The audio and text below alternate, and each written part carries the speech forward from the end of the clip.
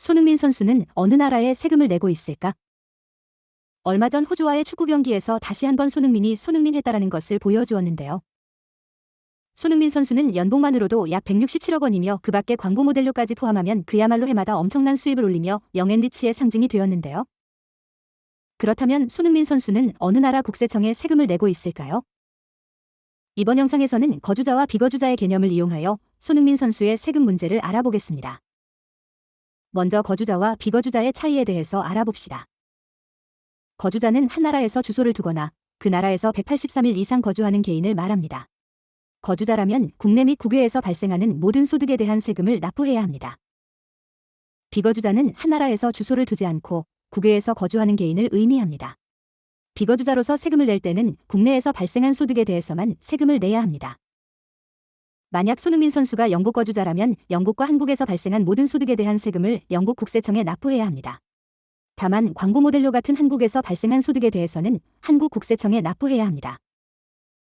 만약 손흥민 선수가 한국 거주자라면 영국에서 받는 연봉과 한국에서의 모델 수입 등 모든 수입을 합산해서 한국 국세청에 납부해야 합니다.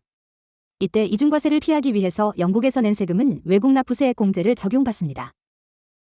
3. 영국세법상 거주자 개념. 우선 영국세법상 자동 거주자 테스트, 오토매틱 레저던스 테스트에 따르며 해당 세무연도에 영국에서 최소 183일을 보내거나 영국에 90일 이상 머무는 집이 있으며 그중 30일은 해당 세무연도인 경우 영국 거주자입니다. 즉 이 조항에 따라 손흥민 선수는 영국 거주자로 볼 가능성이 높습니다. 4. 한국 소득세법상 거주자 개념.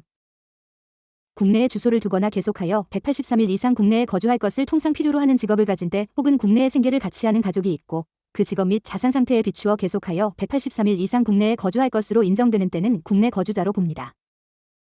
따라서 한국에 생계를 같이 하는 가족이 있고 재산이 있을 경우 한국 거주자로 볼 수 있습니다.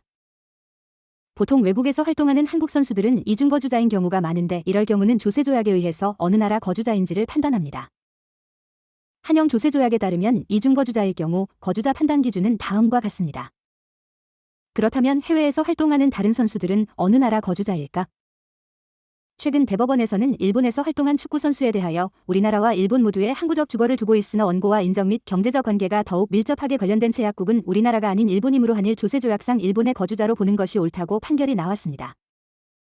결론적으로 손흥민 선수의 경우 우리나라와 영국 모두 항구적 주거를 두고 있으나 영국에서 183일 이상 거주하고 있으며 한국에서 거주하는 기간은 국가대표로 선발되어 일시적 방문인 점 등을 종합하면 인적 및 경제적 관계가 영국에 더욱 밀접하게 관계되어 있으므로 영국 거주자로 보는 것이 타당할 것입니다. 다만 해외에서 활동하는 선수 중 한국 거주자인 경우도 많으니 꼭 국제조세 전문가로부터 상담을 받길 바랍니다.